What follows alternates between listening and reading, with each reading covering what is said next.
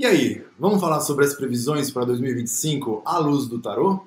Eu sou Léo Quioda e hoje eu estou acompanhado da querida Gi Crisel para falar sobre a carta que vai reger o ano de 2025. Vem com a gente! O Eremita ele é o arcano regente do ano de 2025 e hoje a gente vai te contar o que ele representa nas nossas vidas. Vem com a gente! A gente tem o arcano do ano que é o Eremita. E o Eremita é simplesmente o arquétipo, a imagem arquetípica do velho sábio, a pessoa madura, a pessoa que já passou por diversas experiências, que tem alguma idade, provavelmente, avançada, mas não só em termos de idade, mas também de experiências de vida. Então, é uma pessoa já calejada, já viveu muito. Então, é um arcano que fala sobre o tempo percorrido, as situações vivenciadas, as marcas, as cicatrizes e tudo mais. E, principalmente, ele é uma personificação do tempo. Ele é uma imagem antiga do deus Cronos, o deus Saturno, né, que representa o tempo. Então, ele é uma reminiscência simbólica dessa divindade antiga que representa aí, o tempo, a marcação do tempo. Tá? E por que é o arcano de 2025? Porque existe uma convenção. Se a gente soma 2025, 2 mais 0, mais 2 mais 5, a gente vai ter 9. Então, por essa ótica, seguindo esse raciocínio, o Eremita é o arcano do ano de 2025. Eu acho que o mais importante é primeiro a gente desconstruir a ideia de um arcano bom ou um arcano ruim e lembrar que o arcano ele tem as duas facetas. Então eu vou compartilhar um pouquinho agora sobre a face luminosa desse arcano, né? A gente tem o Eremita, que é um arcano que ele é tanto ativo, por ser essa energia buscadora, exploradora, que mergulha em si, quanto uma potência receptiva, ou seja, um arcano que manifesta muita conexão com a sensibilidade, com as emoções, com a profundidade interior. A gente está falando principalmente de aprimoramento. O 9, pela numerologia, ele fala muito sobre o início e o fechamento de um ciclo. Só que pela linha do tarô que eu estudo, a gente entende o 9 também como um número que traz um movimento de aprimoramento, de aperfeiçoamento, que é uma chave importante do Eremita, né? O Eremita, ele não é apenas aquele conhecedor quando ele está na sua luz, não é uma pessoa que apenas busca muitos conhecimentos, mas é aquele ser, aquela pessoa que acessa o conhecimento e vive esse conhecimento na prática. Acho que uma das chaves importantes do Eremita, então, é a sabedoria na prática. É quando a gente experiencia, a gente tem as nossas experiências de vida, a gente vai aprendendo, né, com as circunstâncias que vamos atravessando, mas a gente não deixa aquilo só no intelecto. A gente traz isso para as nossas ações do dia a dia, para as nossas escolhas. Quando a gente olha pelo Dewey, o arcano louco, a gente vê as montanhazinhas do Eremita lá no fundo do cenário, né? E o Eremita, ele carrega um pouco do louco dentro de si. Então eu acredito que muito desse ímpeto do Eremita de buscar, de se aprofundar no autoconhecimento, na espiritualidade, coisas que ele acessa, e aí vamos trazer esse Eremita para a prática, né? No momento que a gente está Eremita, que a gente tem percepções e sensações de coisas que a gente ainda não sabe muito bem o que é. Eu tenho a sensação que muitas vezes quando a gente está trilhando o caminho do Eremita, que vai ser o nosso ano de 2025, a gente não tem tanta clareza dos caminhos, mas a gente tem uma lâmpada, uma lanterna na nossa mão que ilumina, né? Para que a gente possa ir iluminando cada passo. Então esse ímpeto por essas questões que nos atravessam, às vezes intuições, chamados, conhecimentos que a gente vai acessando, tem esse ímpeto ativo do louco que nos leva a essas buscas, mas tem também todo o caminho que o Eremita já trilhou, né? Todo o conhecimento, toda a experiência de vida, toda a sabedoria que ele carrega junto com ele. E acredito que isso vai trazendo uma estrutura e um amadurecimento para saber o que fazer com o que a gente acessa, para saber o que fazer com os caminhos que se apresentam à nossa frente. Né? Essa lâmpada, ainda trazendo um pouquinho do aspecto positivo, né? Vejo muito essa luminária, essa lamparina, como aquilo que guia, aquilo que nos dá um norte na nossa caminhada, na nossa vida. Isso pode ser os nossos valores, isso pode ser a nossa intenção de vida, o nosso propósito, a nossa fé, né? O que é essa lâmpada para você, o que é essa luminária e o que guia o seu caminho.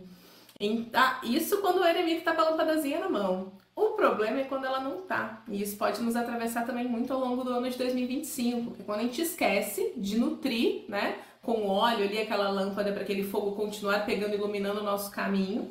Um dos pontos que eu mais conecto com o Eremita quando eu penso ele na sombra, eu penso na desconexão daquilo que é essencial. E o que é essencial não é o excesso, na verdade são coisas simples da vida, né? A nossa fé, o nosso caminhar, os nossos valores, é a simplicidade com que a gente se conecta. O eremita, quando ele está na sombra, ele está desconectado. Ele está num campo que, vamos visualizar isso como se fosse um jardim seco, desnutrido, sem água, sem os nutrientes necessários. E ele muitas vezes pode acabar decaindo para um aspecto mais fechado, de isolamento. Pode estar cercado de 1 milhão de pessoas, mas a sensação é de muita solidão. Essa sombra do eremita também pode nos levar para movimentos de crises existenciais, crises em relação às situações ao nosso redor. Mas eu sinto que tudo isso aponta, e vê se faz sentido para você, Léo, para essa lâmpada que está apagada quando ele está na sombra. Porque ele acaba não reconhecendo e não trabalhando seus movimentos internos e, consequentemente, encontrando vários desafios, né, nas questões externas da vida. I love you. Eu vejo justamente essa prepotência das pessoas acharem que sabem tudo sobre amor, sobre as relações interpessoais e tudo mais. Então existe essa tendência, sim, de um ano em que a gente vai se sentir mais sozinho, mesmo dentro de um casamento, porque alguma discussão foi tão estranha que isolou as duas pessoas dentro de casa. Já vou começar assim também, tá? Falar sobre esse tópico, que eu acho que é importante a gente falar sobre isso também, falar as mazelas e também falar as delícias do eremita também nesse sentido. Mas é porque chama muito a atenção, é um ano em que a gente pode estar dentro de um relacionamento e se sentir solitário.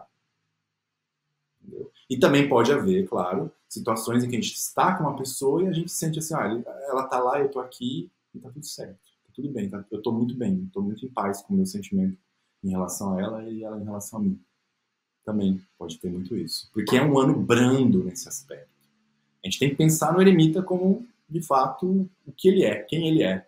Então, uma pessoa que já viveu, sabe das coisas, que não se apega tanto, que é justamente o desprendimento. Então, entende que as relações, às vezes, acabam. Esse é o ideal, né? Claro, né? Que as relações mudam ao longo do tempo. Algumas acabam, mas umas mudam, se transformam. E a primeira coisa que eu quero pontuar é a necessidade de espaço pessoal. Ai, como eu atendo gente que chega pro amor assim, Gi, mas a pessoa não me liga, mas não tá me mandando mensagem toda hora. E aí vai chegar o ano do eremita e vai falar, calma, não precisa de mensagem toda hora. Aproveita esse tempo com você mesma, com você mesmo, né? Então, a necessidade de espaço pessoal e solitude, a gente pode até ver como um aspecto luminoso, mas eu vou trazer primeiramente como um aspecto desafiador. Porque a gente tá vindo, não dá pra gente fingir que a gente não tá vendo a nossa história, né? A gente vem da pandemia, aí é muita convivência, aí depois as pessoas começam a entrar no processo de distanciamento, muita coisa aconteceu. O ponto que a gente está agora é ainda um ponto de readaptação e de equilíbrio. E aí a entrada no ano do eremita, dentro do campo amoroso principalmente, pode acabar trazendo uma sensação, uma grande sensação de desconforto dentro dos relacionamentos. Para as pessoas que têm, né, que têm essa inclinação, mas a dependência de querer a presença, de querer a mensagem e não ter essa reciprocidade da outra pessoa que está em outra vibe, está lá buscando seu autoconhecimento, tentando mergulhar em si, e pode acabar gerando uma sensação de muita solidão. Eu vejo que vai acontecer muito em 2025, que é o famoso ghosting. Então, muitas vezes, as pessoas que estão buscando alguém ou que estão se relacionando e as coisas começam muito lindas, nos 2, 3 primeiros encontros, depois a coisa realmente simplesmente acaba. Porque a outra pessoa não tem cacife emocional para bancar um relacionamento, muitas vezes. Ou simplesmente, não estou para isso, não quero me envolver. E simplesmente segue o caminho.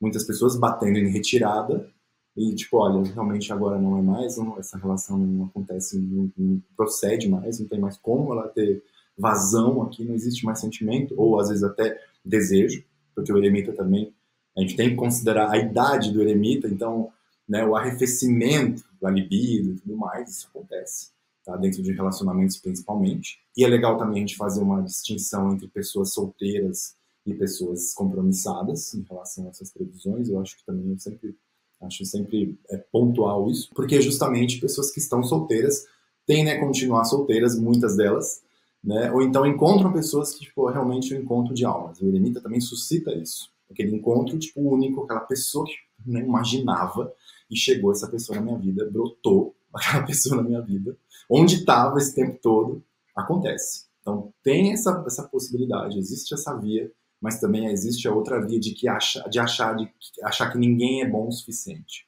ninguém está à minha altura e a régua está muito alta, ou então, tipo, não vou sair de casa, e eu entendo completamente, eu vejo isso nos meus atendimentos, tipo, não vou sair de casa para qualquer coisa.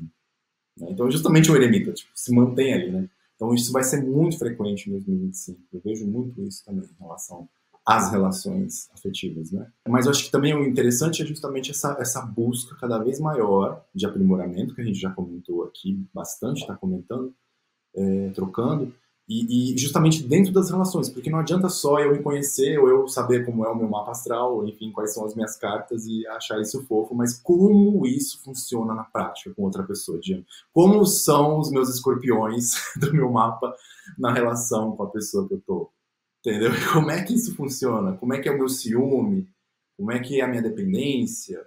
Né? Como é que é o meu estranhamento, o meu desejo? Enfim, tudo isso. Então, acho que isso também, durante um ano de eremita, a gente tem muito trabalho, muito dever de casa. Dever de casa, exatamente isso. Acho que esse é o ponto. Eu penso assim, fazendo uma análise, óbvio, eu tô catando minhas consulentes aqui, tem as apressadinhas, né? Assim, de relacionamento, assim, ó, tô com 30. E aí? Quem tiver com muita pressa para relacionamento em 2025, esquece. Vai se trabalhar, respira, medita, vai buscar alguma coisa para acalmar esse coração, porque não é um ano de arrumar um relacionamento rápido. Você pode acontecer, claro que vai acontecer, vai no date, vai na balada, baixa o aplicativo, não sei o quê, mas não vai ter substância, não vai ter o que sustente. A atração física vai começar a perder o gostoso. Com o eremita não é bem assim. O tesão, ele não tá na atração física. Vou ousar falar que pro eremita o tesão tá na atração espiritual. Tá pro nível de consciência que você tem. O quanto você segura os seus BOs internos. Se tu tá com a terapia em dia. Então, eu acho que é muito mais nessa conexão. Acho que é por isso que tu trouxe perfeitamente. Eu acho que é por isso que o eremita, ele proporciona essas conexões mais profundas e mais maduras. Acho muito importante considerar em 2025 também, em termos de dicas finais, para a gente poder falar sobre isso também, é que em 2025 a gente vai ter momentos em que a sabedoria, ou então o sagrado, vai estar assim, dando pinceladas, ou marcando presença de forma muito sutil, porque as sutilezas também, a profundidade, sim, mas as sutilezas também são regidas pelo eremita. O eremita, ele nos convida para esse mergulho corajoso dentro de nós. E é um mergulho corajoso, por mais que a gente não esteja enxergando lá na frente, né? Vamos lá, vamos fortalecer os nossos valores, as nossas intenções, aquilo que a gente acredita, nosso autoconhecimento, a nossa fé, né? Para que a gente possa cada vez mais ter esse domínio sobre quem nós somos em essência, para a gente poder sim viver as nossas vidas com prosperidade, conexões, amor, tudo aquilo que a gente busca, mas principalmente com integridade. Você traz com prudência, eu trago a integridade no final, que eu acho que o eremita, ele é um ser extremamente íntegro, né? Tanto com o próprio coração, quanto com Deus, né? Nesse sentido mais amplo da palavra. Você acha que acabou? Nada disso. Esse é só um spoiler de um conteúdo completo sobre as previsões do arcano do ano. É isso mesmo, pessoal. Na plataforma Personare Cursos você encontra essa previsão e muito mais. Vamos juntos?